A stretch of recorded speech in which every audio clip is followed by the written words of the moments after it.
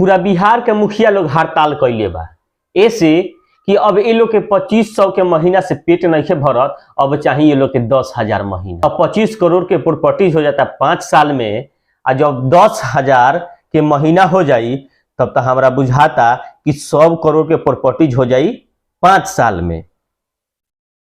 तो 8,386 पूरा मुखिया बिहार में बटे और 8,386 पूरा बिहार में पंचायत बा। तो ये पंचायत के जितना भी लोग मुखिया, पूरा बिहार के मुखिया लोग पटना में हड़ताल कैले बा। काहे खातिर हड़ताल कैले बा भैया? तो सुन ली। ये लोग के चाहे पता बा का कि ये लोग के चाहे पहिलका बात कि सरकार मनरेगा के काम उठा के अब दूसरा कोई के दे देले बा। तो मनरेगा के माल हबचल तो अब ये लोग के अब पचत नहीं थे। ऐसे कि मनरेगा में इतना माल आवत रहा, जितना भी मालदार पार्टी रहा, माने धनिक पार्टी रहा, वो लोग के नाम रहा मनरेगा में, और वो लोग के पैसा बा मुखिया जी उठावत रहा लोग।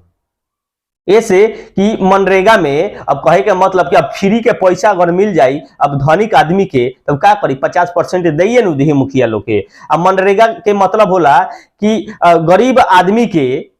गरीब आदमी के ओमे खटावल जाला और ओकरा ओमे महीना मिलेला। लेकिन अब इतना होशियारी कर देले रहा लोग मुखिया जी लोग कि गरीब आदमी के तो में नाम रख ना, अपना ममेरा के, अपना फुफेरा भाई के, अपना मौसेरा भाई के, अपना सरहुआना के, सबनी के नाम लेके मनरेगावा में जोड़ ले रहा लोग। तब सरकार के धीरे धीरे पता लग गया, मुखिया जी लोग के मनरेगा के पोलवा खुल गए। तो पोल जब खुल जाई तो लाइन आई ना भाई। तो ऐसे इतना दिक्कत हो गल बा मुखिया जी लोग के कि मनरेगा के माल अब दूसरा के हाथ में चल गए बा। अभी कुछ दिन पहले एगो पंचायत के हम बतानी, एगो पंचायत के कि 6 करोड़ घोटाला भरल मनरेगा में, खाली एगो पंचायत के। जब एगो पंचायत में जब 6 करोड़ घोटाला होई तो ऐसे 8,386 पंचायत बा और मुखिया लोग बा, तब 8,386 गुने 6 करोड़ से गुना रउआ लोग कल हम लोग, तब पता चल जाई 2500 के नौकरी पर करोड़ के प्रॉपर्टीज कैसे हो जाला। अब 2500 के महीना लेवे खातिर चुनाव में 25-25 लाख 30-30 लाख रुपया कैसे मुखिया जी लोग खर्चा करेला। आखिर एक और बजट अगर देखल जाओ तो कहां से आवेला इ लोग के पास? रउआ गुना कर लेम कि 12 यानी कि 12-5 60, 60 गुने 2500, ये लोग के 1.5 लाख रुपया 5 साल में होई। अब बताएं कि 25 करोड़ के प्रॉपर्टीज कहां से आ जाता। दूसरी का चीज, अब नल जल के भी अब ये लोग के हाथ से निकल गए। जितना भी वार्ड साहब लोग 16 लाख रुपया और 14 लाख रुपया उठौले रहा लोग, अब वह लोग के हाथ से निकल गए। अब वो दिया गल बाबू दूसरा कोई के। अब जितना भी वार्ड में 16 लाख रुपया रख तो में से आधा माल मुखिया जी के खाता में जाता रहा, बाद से ब्लॉक कर्मचारी के पास जाता रहा में से 30%, और बाद से अब बताई कि अब कितना बची माल कि अब 1 नंबर काम हो वार्ड में रहुआ।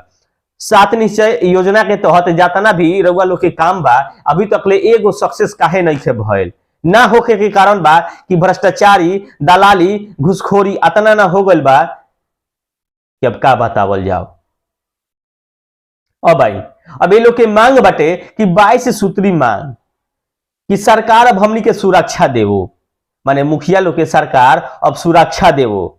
एगो माने गार्ड मुहैया करावे के चाहिए लोग के, ताकि ये लोग बहुत ज्यादा जेने तेने मुखिया लोग के मौत हो जाता टे। रुआ लोग जानता नहीं लोग कि बहुत मुखिया लोग के मौत हो गई हो। अब काहे मुखिया जी लोग के मौत हो गई हो? आता ना गरीब मुखिया बा लोग, तो मुखिया जी लोग के गरीबी के कारण मौत हो गई हो, भूखमरी से मौत हो गई हो।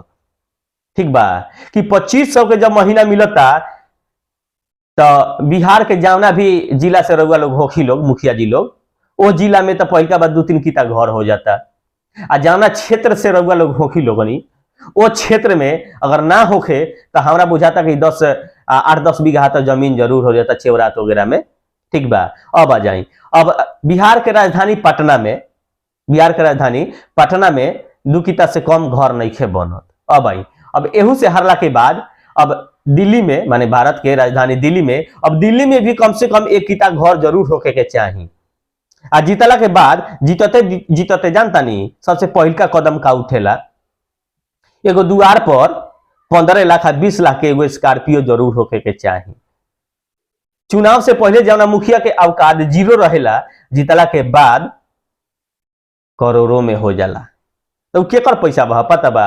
ई हमार राउर पैसा ह, ई गरीब के पैसा ह। सरकार देवेला काम करे खातिर, लेकिन मुखिया जी लोग पता बा का करेला, उ सब अपना पॉकेटवा में रख लेवेला लोग।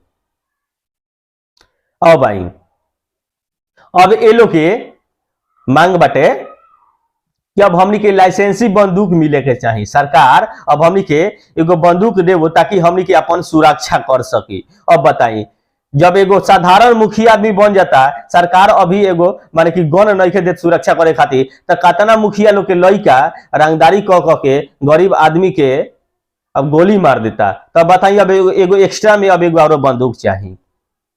ठीक बा, एगो अब एक्स्ट्रा में और बंदूक चाहिए कि अब एगो से काम नहीं फरियाद गरीब आदमी के ऊपर तांडव करल, तब दूसरी का और दे दी कि अब घटना दुर्घटना होके मुखिया जी लोग के, तो अब ये लोग के 50 लाख के मुआवजा चाहिए। माने 50 लाख के मुआवजा चाहिए। जब ये लोग माने कि गोड़ हाथ टूट जाए चाहे मर जाए लोग, तो लोग के 50 लाख के मुआवजा मिले के चाहिए। सरकार मुआवजा दी।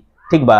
अब देखी, अब हम कहनी अनु कि मनरेगा में पंचायत के जौन की हटा देवल गल बा, मनरेगा में से, मनरेगा पंचायत में से हटा देवल गल बा, दूसरा केहू के सौंप देवल गल बा। अभी लोग वापस मांगता लोग कि अब हमनी के फिर से कामवा मिलो। आ हरपल अब नहीं बनत, कहे के मतलब माल तो बटोरल नहीं बनत, तो मालवा कैसे बिटोराई? तो मनरेगा फिर से वापस आई, तो फिर ममेरा के, मौसेरा के, चचेरा के, सरुआना के सभनी नतैसी के जोड़ के आ जे धनिक धनिक लोग बा ओकरो में नाम जाई आ तब माल हफचाई।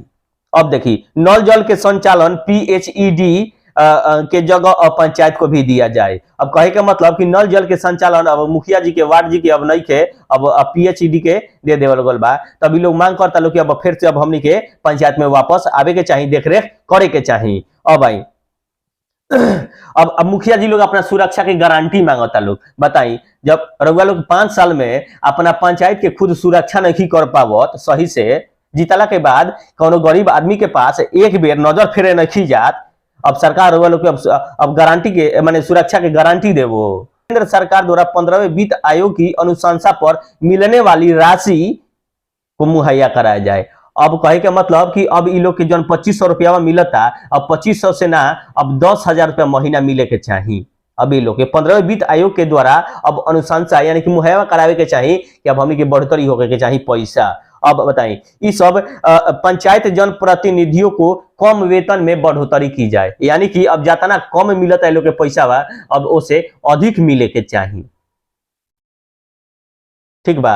अब बताइए, अभी लोग के पेंशनों मिले के चाहिए, अभी लोग को पेंशनों मिले के चाहिए। ऐसे पेंशनवा ई छूट जात रहल कि 5 साल रहला के बाद अब पेंशन ना मिले तो मान ले कि थोड़ा सा दिक्कत बा।